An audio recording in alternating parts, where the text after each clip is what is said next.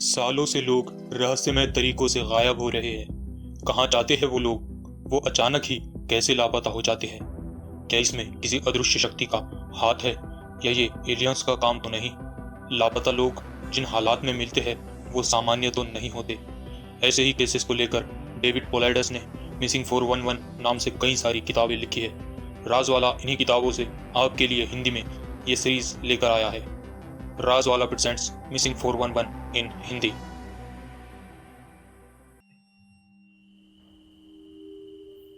Jack पाइक, तारीख 5 सितंबर 1935, जगह Norbert, Manitoba, उम्र 5 साल। ये केस इस सेक्शन में इसलिए लिया गया है क्योंकि मिनेसोटा का बॉर्डर इस इलाके को टच करता है। पाइक फैमिली ने अपने घर सेंट वाइटल, मैनिटोबा से बेरीज पिक करने के लिए सेंट नॉर्बर्ट का सफ़र किया। फैमिली जैसे ही अपनी कार से उतरी, वो लोग बेरीज जमा करने लगे। तभी जैक पाइक दौड़कर झाड़ियों में चला गया। अभी कुछ ही मिनट हुए थे कि उसकी माँ को उसकी दर्द भरी चीख सुनाई दी। मिसेस चार्ल्स उस तरफ दौड़ी, लेकिन उन्हें कोई दिखाई नहीं दिया।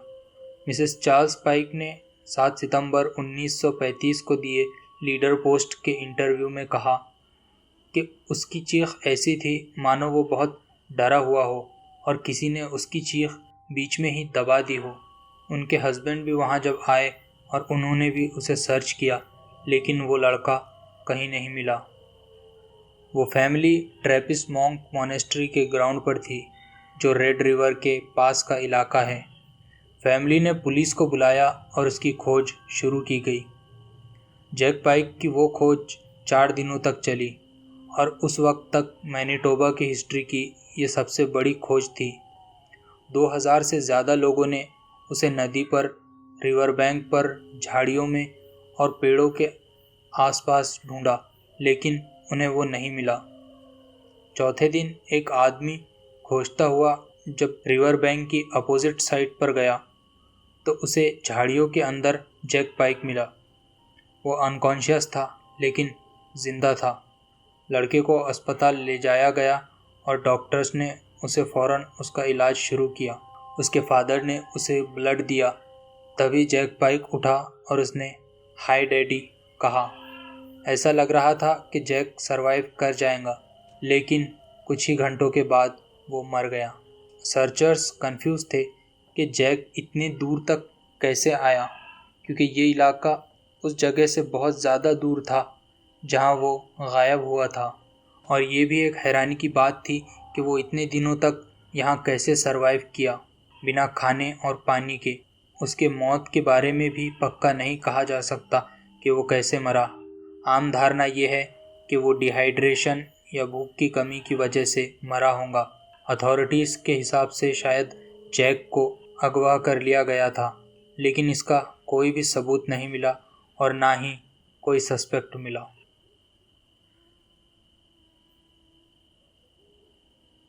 लैरी कोलमैन, तारीख 20 अगस्त 1949, जगह मैकग्रेगर, मिनेसोटा, उम्र 3 साल। मिस्टर एंड मिसेस केनेथ कोलेमन अपने 3 बच्चों को लेकर उनके पेरेंट्स के यहाँ मैकग्रेगर, मिनेसोटा में गए, उनके फार्म पर। ये फार्म साउथ ईस्ट में डुलूथ के पास है, जो कि स्टेट का काफ़ी ऊबड़ खाबड़ इलाका है। जब फैमिली गांव के माहौल में सेट हो गई तो उनके ग्रैंड पेरेंट्स ने बच्चों से पूछा कि क्या वो उनके साथ पाइन कोन्स कलेक्ट करने जंगल में चलना चाहेंगे। सभी बच्चे इस बात को सुनकर खुश हो गए और वो अपने दादा दादी के साथ वहाँ पर चले गए। वो लोग वहीं पर थे कि तभी 3 साल का लैरी नज़रों के सामने से गायब हो गया। ग्रैंड पेरेंट्स को ये बिल्कुल भी यकीन नहीं हुआ कि वो इतनी जल्दी कैसे गायब हो गया। ग्रैंड पेरेंट्स ने केनेथ और उसकी वाइफ को वहाँ पर बुलाया और उन सब ने मिलकर लड़के की तलाश शुरू की। वो सब ज़ोर ज़ोर से उसका नाम लेकर चिल्लाने लगे, लेकिन उसका कोई जवाब नहीं आया। फिर फैमिली ने डिसाइड किया कि उन्हें और लोगों की ज़रूरत है, तो उन्होंने वहाँ के शेरिफ से कांटेक्ट किया। एटकिन काउंटी के शेरिफ हेल्मार ह्यूलिन रिस्पॉन्स में आए और उन्होंने जल्दी से सारे लोगों को बुलाकर उसकी सर्च शुरू की गई। इसके लिए नेशनल गार्ड्स को भी बुलाया गया। पहली रात सैकड़ों लोगों ने उसे फार्म और उसके आसपास के इलाके में खोजना शुरू किया। जैसे जैसे दिन बीतते गए लोगों की संख्या बढ़ती गई और धीरे धीरे सैकड़ों से हज़ारों लोग उसे ढूंढने लगे और करीब 260 नेशनल गार्ड्स के ट्रूप्स भी वहाँ पे मार्च कर रहे थे उन झाड़ियों के बीच। हेलीकॉप्टर, ग्राउंड टीम्स और हर जगह उसे ढूंढा गया, लेकिन उसका कोई पता नहीं चला। उस इलाके के बाहरी हिस्से में दलदली इलाका था जो काफ़ी थिक और झाड़ियों से भरा पड़ा था। उस एरिया में भी उसकी खोज शुरू की गई। ये दलदली इलाके में काफ़ी पानी भरा हुआ था और यहाँ पर बहुत सारे मच्छर भी थे। एक खोजी ने अपना लैब्राडोर कुत्ता लेकर वहाँ पर खोज शुरू की। जब वो एक किनारे पर था उस दलदल के, तो उसके कुत्ते ने भौंकना शुरू किया। ये काफ़ी ऑड बिहेवियर था। खोजियों ने सोचा कि ये शायद कोई क्लू है और शेरिफ ने भी कहा कि सब इस इलाके पर ध्यान दो और यहाँ पर खोजना शुरू करो। 2 हफ्तों की अनथक और कभी ना रुकने वाली सर्च के बाद भी लैरी कोलेमन का कोई पता नहीं चला। लैरी कोलेमन के इस केस में कोई ख़ास बढ़त नहीं हुई। संडे नवंबर 13, 1949 तक कि तभी एक हंटर को एक स्ट्रेंज सा कपड़ा मिला उसी स्वैम्प में जहाँ पर कोलेमन के ग्रैंड पेरेंट्स का फार्म था। शेरिफ ने उस एरिया की भी जांच करने के लिए कहा। उस जगह को खोजा गया और फिर उसके 2 दिनों के बाद जहाँ से उसका वो कपड़ा मिला था वहीं आसपास में स्वैम्प के एकदम बीचों बीच उसकी लाश मिली। उसकी मौत के कारण के बारे में किसी भी न्यूज़पेपर ने कुछ नहीं छापा, इसलिए पक्का नहीं कहा जा सकता कि उसकी मौत किस वजह से हुई थी। Case summary. ये एक और एग्जाम्पल है ऐसे केसेस की जहां बच्चे गायब हो जाते हैं अपनी रूरल इलाके से, और करीब हर एक केस में बच्चे इतना ट्रैवल करते हैं जो कि बच्चों के हिसाब से नामुमकिन सा लगता है, और फिर उनकी डेड बॉडी बिना कपड़ों के मिलती है, और वो भी ऐसी जगह पर जहां उन्हें पहले खोजा गया था, लेकिन वो तब वहां नहीं मिलते और बाद में उसी जगह पर मिलते हैं। कई सारी बातें हैं जो इस केस को एक अजीब सा केस बनाती है। पहली बात तो ये कि लैरी जब गायब हुआ था तब उसके ग्रैंड पेरेंट्स उसके बिल्कुल पास में ही थे और उसके भाई बहन भी, लेकिन किसी ने भी कुछ नहीं सुना ना ही कुछ देखा, और लैरी बस अचानक से जैसे हवा में गायब हो गए हो। और जब खोज भी की गई तो उसके बारे में कुछ भी पता नहीं चला, और बाद में उसको दलदली इलाके में पाया गया। रूरल या गांव का एरिया, कपड़ों का ना मिलना, दलदली इलाका, रिश्तेदारों के बिल्कुल पास से गायब हो जाना, लंबी दूरी तक ट्रैवल करना, और कुत्तों को उनकी बू ना मिलना या फिर कुत्तों का उनकी बू लेने से ही मना कर देना, और फिर उनकी बॉडी को उसी जगह पर मिलना जहां उन्हें पहले ही ढूंढ लिया गया हो। ये सारी बातों को आप ध्यान में रखिए। आगे चलकर ऐसी कई सारी केसेस आएंगी जिनमें ये फैक्टर्स सिमिलर होंगे। आप कोशिश कीजिए कि किसी तरह की सिमिलैरिटीज़ कोई 2 केसेस में है।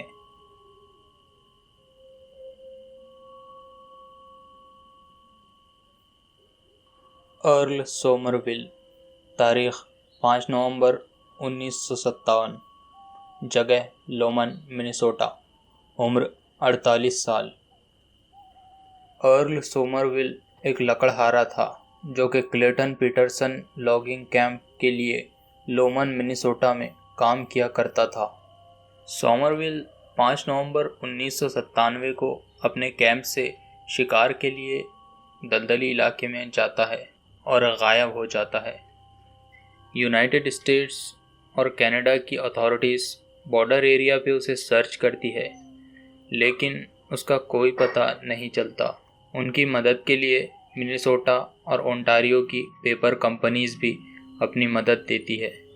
रात में इस इलाके का टेम्परेचर 20 डिग्री के नीचे चला जाता था, लेकिन सर्चर्स को यकीन था कि सोमरविल अपने एक्सपीरियंस की वजह से कुछ दिनों तक इस इलाके में सरवाइव कर सकता है। अर्ल के डिसअपियर होने के कई हफ्तों तक उसकी सर्च शुरू रही, लेकिन उस आदमी का कभी पता नहीं चला।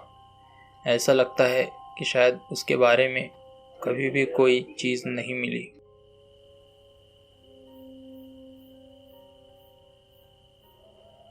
जॉन लॉन्ग, तारीख 10 अप्रैल 1963, जगह इलाई, मिनेसोटा, उम्र 58 साल। जॉन लॉन्ग एक लकड़हारा था जो टोमारो टिम्बर कंपनी के लिए इको ट्रेल के आसपास के इलाके में काम किया करता था। जॉन 10 अप्रैल 1963 को मूज रिवर पर गया। उसने अपनी प्रोटेक्शन के लिए 22 कैलिबर की राइफल भी रख ली थी। जब उस दिन वो वापस नहीं लौटा तो उसके साथ काम करने वाले वर्कर्स ने रिवर पर जाकर उसकी तलाश शुरू की गई, लेकिन वो नहीं मिला। वर्कर्स वहाँ से वापस आए और उन्होंने लॉ इन्फोर्समेंट को अलर्ट किया। लोकल शेरिफ ने 4 दिनों तक ग्राउंड पर सर्च किया और साथ ही प्लेन्स भी मूज रिवर के ऊपर उड़ते रहे, लेकिन खोजियों को जॉन के बारे में कुछ पता नहीं चला।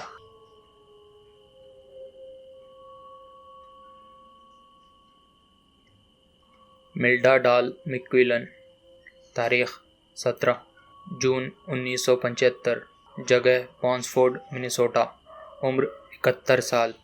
मिल्डा को आखिरी बार पॉन्सफोर्ड के बाहरी इलाके में देखा गया था। जब उसे आखिरी बार देखा गया उसके 2 दिन बाद उसके मिसिंग होने की रिपोर्ट लिखाई गई। उसके दोस्तों ने लॉ इन्फोर्समेंट को बताया और शेरिफ ने उसकी खोज शुरू की। मिल्डा की गाड़ी east bat medicine lake road से करीब 100 फीट दूर पेड़ों के बीच मिली। ऑफिसर्स ने तलाश किया, लेकिन उन्हें उस कार के आसपास कुछ भी सस्पिशियस नहीं मिला। वो इलाका जहाँ से मिल्डा डिसअपियर हुई थी, ये काफ़ी रूरल इलाका है। यहाँ सैकड़ों लेक्स है। जहाँ आखिरी बार उसे देखा गया वो जगह भी एक हिस्टोरिकल मार्कर है। मुझे ऐसा कोई आर्टिकल नहीं मिला जो ये बताता हो कि मिल्डा का कोई पता चला था।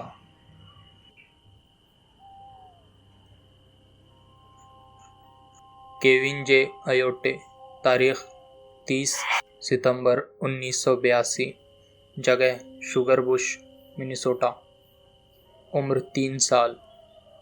30 सितंबर 1982 की दोपहर में केविन अयोटे अपने घर के अंदर था। ये जगह बहुत ही रूरल इलाके में थी जो शुगरबुश, मिनेसोटा के नज़दीक है। उसकी माँ ने जब आखिरी बार उसे देखा वो ऊपर बेडरूम में था। वो उस केविन से बाहर कुछ काम के लिए गई और केविन को अपने बड़े भाई के साथ छोड़ दिया। वो जब वहाँ वापस आई तो केविन वहाँ से गायब था। ये केविन फार्गो, नॉर्थ डकोटा से करीब 40 मील ईस्ट में है। यह ऐसा इलाका है जहाँ पर सैकड़ों झीलें और क्रीक्स है। आयोटेस का ये केविन बेल्ट्रानी काउंटी के अंडर आता था, तो वहाँ के शेरिफ ने इस पर रिस्पॉन्ड किया और केविन की 9 दिनों तक तलाश की गई। सैकड़ों खोजियों ने दलदल, क्रीक्स और रिवर के आसपास उसे खोजा, लेकिन लड़की का कोई निशान नहीं मिला। शेरिफ ड्यूट स्टीवर्ट ने कहा था कि जब लड़के को आखिरी बार देखा गया तो वो उसके कुत्ते के साथ खेल रहा था। Case summary. ये केस काफ़ी स्ट्रेंज है और ये एक ऐसी जगह पर हुआ है जहाँ और भी कई सारे लोग डिसअपियर हुए हैं।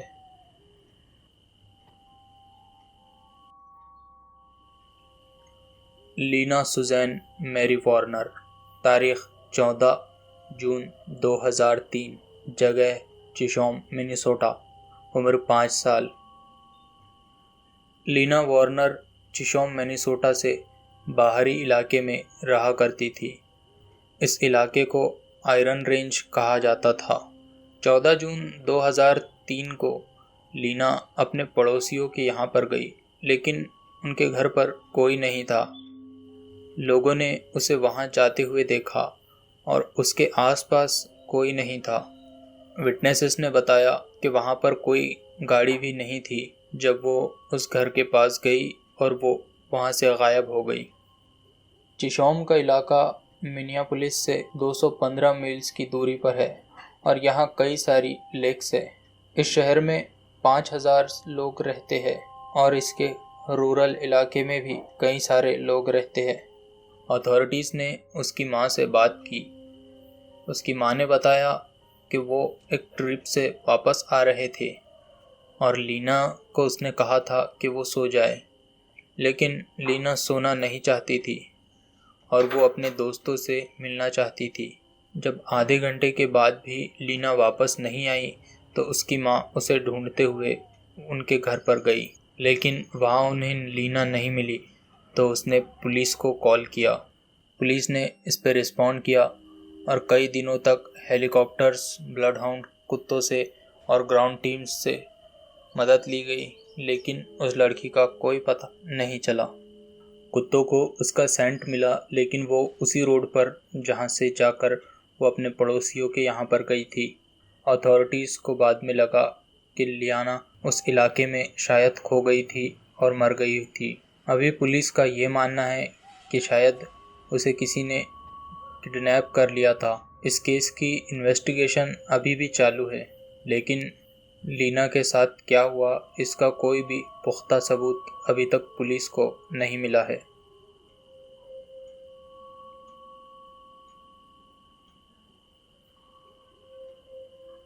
कोरी केली, तारीख 16 अक्टूबर 2006, जगह red lake wilderness, four town, Minnesota, उम्र 38 साल।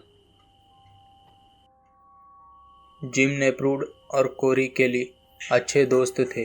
इन दोनों ने शिकार का सोचा और वो नॉर्दर्न मिनीसोटा पे शिकार करने चले गए। केली अपने घर क्रूक्स टाउन, मिनीसोटा से red lake state wild life management area गया और नेप्रूड ने उसे कैंप पर दोपहर में ज्वाइन किया।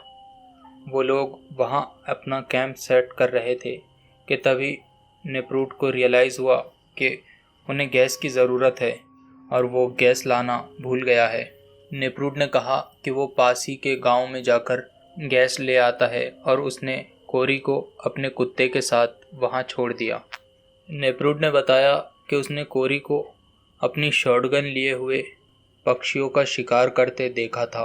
फिर वहां से नेप्रूड 5:30 बजे निकल गया और वापस शाम 7 बजे आया। नेप्रूड जब वापस आया तो उसने देखा कि कोरी ने वहाँ पर लकड़ियाँ इकट्ठी कर रखी थी, लेकिन उसे कोरी नहीं दिखाई दिया। रात होने लगी थी, इसलिए नेप्रूड काफ़ी नर्वस हो रहा था। उसने देखा कि कोरी के साथ साथ उसकी शॉटगन भी नहीं थी। इसका मतलब शायद वो शॉटगन को लेकर शिकार करने गया हो और साथ ही उसका कुत्ता भी कोरी के साथ था और वो भी यहाँ से गायब था। देर रात वहाँ बारिश होने लगी और कैंप साइट को अंधेरे ने जैसे निगल लिया था। नेप्रूड अपना हॉन्क बजा रहा था और साथ ही वो ट्रक की लाइट भी फ्लैश कर रहा था कि ताकि कोरी को लोकेशन का पता चल सके अगर वो लोकेशन भूल गया है।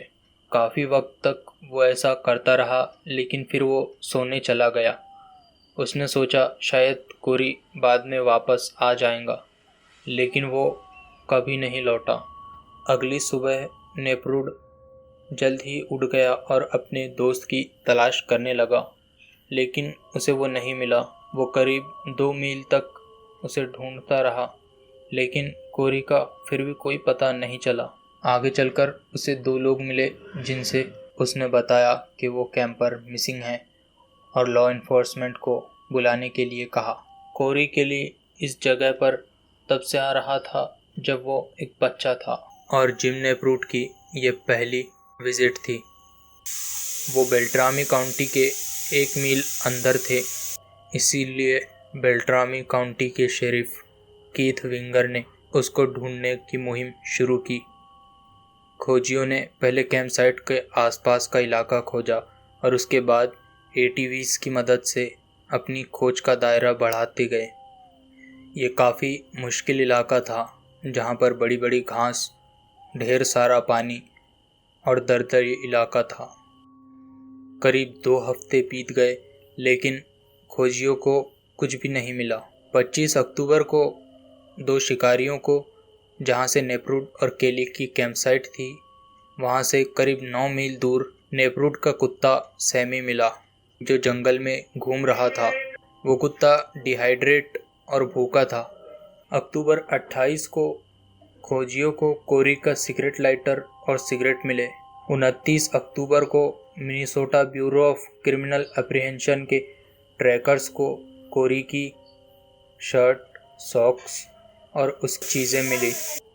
30 अक्टूबर को बेल्ट्रामी काउंटी इमरजेंसी मैनेजमेंट के कोऑर्डिनेटर बेरिल वेनबर्ग ने बताया कि उस जगह पर काफ़ी सारी स्नो पड़ी थी, करीब 2 इंच की, और ख़राब मौसम की वजह से इस सर्च को रोकना पड़ा। फिर 20 नवंबर में कोरी केली की खोज दोबारा शुरू की गई। मिनेसोटा के सबसे बेस्ट सर्च डॉग वहां बुलाए गए, लेकिन और 13 दिनों तक ढूंढने के बाद भी कोरी की कोई पता नहीं चला। 23 नवंबर को कोरी केली की सर्च दोबारा से बंद कर दी गई क्योंकि विंटर चल रहा था। बाद में 2 बार उसकी और सर्च की गई, जो करीब 2 हफ्तों तक चली, जिसमें खोजियों को उसके कपड़े मिले, जो कि कैंप साइट से करीब 14 मील दूर थे, लेकिन कोरी का कोई पता नहीं चला। 28 अप्रैल को कोरी केली की फिर से सर्च शुरू हो गई और शेरिफ ने हवाई जहाज़ की मदद से उस इलाके को खोजा जहां पर कैरी के कपड़े और उसकी दूसरी चीज़ें मिली थी। उस इलाके में एयर टीम को रैपिड रिवर के पास ऊपर से एक बॉडी दिखाई दी। बाद में पता चला कि वो कोरी केली की ही लाश थी। कोरी केली की मां जैन केली ने 31 अक्टूबर 2006 को दिए गए एक इंटरव्यू में बताया, शेरिफ को ये यकीन ही नहीं हो रहा था कि वो अपनी कैंप साइट से 14 मील दूर जाकर मिला, और उनके हिसाब से ये सब उसने पहली रात में ही किया था जब वो गायब हुआ था। वो बड़े बड़े पेड़ों और झाड़ियों से होता हुआ वहाँ पहुँचा होगा। मैंने इस इंसिडेंट की एक कॉपी बेल्ट्रामी काउंटी शेरिफ से मंगवाई और मौत की वजह की भी। डेथ सर्टिफिकेट के हिसाब से कोरी की मौत हाइपोथर्मिया की वजह से हुई है। मैं जैन केली से बिल्कुल एग्री करता हूँ और मुझे भी यकीन नहीं है कि कोरी केली दोपहर में वहाँ से निकला था और 14 मील दूर तक उसने सफ़र किया हो। ये बिल्कुल इम्पॉसिबल सा लगता है। Case summary. मैंने कोरी केली के इस केस को खुद 2 सालों तक स्टडी किया है। ये एक ऐसा सर्च एंड रेस्क्यू इंसिडेंट है जिसने मुझे हिला कर रख दिया है, क्योंकि कोरी के लिए ये इलाका नया नहीं था। वो यहाँ पर और रेड लेक मैनेजमेंट एरिया के आसपास करीब 25 सालों से भी ज़्यादा से घूम रहा था। वो एक एक्सपीरियंस्ड शिकारी था और एक कैंपर था। उसे पता था कि जंगल में किस तरह के ख़तरे होते हैं और नवंबर में मिनेसोटा में किस तरह की सर्दी पड़ती है। कोरी ये भी जानता था कि रात में इस इलाके में शिकार करना बहुत ज़्यादा डेंजर हो सकता है, क्योंकि ये बहुत ही दलदली एरिया था। अच्छा, अब आप इस बात पे भी ध्यान दीजिए कि जो कैरी की मां जैन ने बताया था मीडिया को कि शेरिफ ने उनसे कहा था कि कैरी 14 मील का वो रास्ता सिर्फ 1 दिन में ही तय कर लिया था, बल्कि उस एक पहली रात में ही। लेकिन ये इम्पॉसिबल है, मतलब आपको सुपर ह्यूमन होना पड़ेगा, तब जाकर आप शायद इतना रास्ता तय कर पाए। और मैं ये देखकर भी हैरान हूँ कि शेरिफ ने इतने यकीन के साथ कैसे मान लिया कि वो पहली रात में ही मरा था, या पहली रात में ही उसने इतना डिस्टेंस ट्रैवल कर लिया था। एक और बात जो मुझे खटकती है कि कैरी के कपड़े, उसने मतलब कपड़े क्यों उतार लिए थे। कुछ लोगों का ये कहना है कि शायद हाइपोथर्मिया की वजह से उसने अपने कपड़े उतार लिए हो, लेकिन आप ये भी ध्यान दीजिए कि उसके पास लाइटर था। वो चाहता तो वहाँ पर आग जला सकता था और ख़ुद को गर्म रख सकता था, लेकिन उसने ऐसा भी नहीं किया, बल्कि उसने अपना लाइटर और अपने सिगरेट उसी रास्ते पर छोड़ दिया जहाँ से वो जा रहा था। और कोरी केली की लाश जहाँ मिली थी वो काफ़ी बड़ी घास के अंदर था और उसके सिर्फ 15 फीट दूर ही एक पगडंडी का रास्ता था। तो वो उस पगडंडी को छोड़कर घास के अंदर क्यों चलने लगेगा, ये भी एक सोचने वाली बात है। उसके पास शॉटगन भी थी जिसे चलाकर भी वो उसके ढूंढने वालों को अपनी लोकेशन बता सकता था, लेकिन उसने ऐसा भी नहीं किया। एक और अजीब बात ये थी कि सैमी, जो कि नेप्रूड का कुत्ता था, वो डिहाइड्रेटेड पाया गया, जबकि उस इलाके में कई सारी फ्रेश वाटर की लेक्स मौजूद थी। वो कहीं से भी पानी पी सकता था। वो इस तरह डिहाइड्रेट तभी हो सकता है जब शायद किसी ने उसे बांध कर रखा हो। अब मैं आप सभी को ये समझाने की कोशिश करता हूँ कि जब कैरी गया था उसके पास कई सारी चीज़ें थी। वो एकदम वेल प्रिपेयर्ड था। उसके पास cell phone, lighter, cigarettes, dog, coat, firearm, ammunition और यहाँ तक कि गर्म रखने वाले कपड़े भी थे। ये सारी चीज़ें ढूंढ ली गई थी सिवाय फायर आर्म के, यानी कि वो शॉटगन। उस शॉटगन का बस एक शेल मिला था और बाकी कुछ भी नहीं मिला। आमतौर पर ऐसी बातें या ऐसी घटनाओं की जानकारी वहाँ के शेरिफ्स और काउंटीज डिपार्टमेंट के लोग बाहर नहीं जाने देते, लेकिन मैं खुश हूँ इस बात से कि ये केस की जानकारी उपलब्ध है। इससे हमें जानने को मिला कि लोग किस अजीब सिचुएशंस के अंदर गायब हो रहे हैं, और मुझे यकीन है कि ऐसे कई सारे लोग होंगे जो ऐसे ही हालात में गायब हुए होंगे। लेकिन फिर सवाल वहीं आता है, कहाँ जाते हैं ये लोग। तो दोस्तों, ये थी कहानियाँ मिसिंग 411 ईस्टर्न यूनाइटेड स्टेट्स से। मैंने ऐसी कई सारी केसेस को पहले भी हिंदी में ला चुका हूँ। वो देखने के लिए आप डिस्क्रिप्शन में दी गई लिंक पर जाएं और इस वीडियो को अभी लाइक करें, और राज वाला चैनल को सब्सक्राइब नहीं किया है तो अभी सब्सक्राइब करें।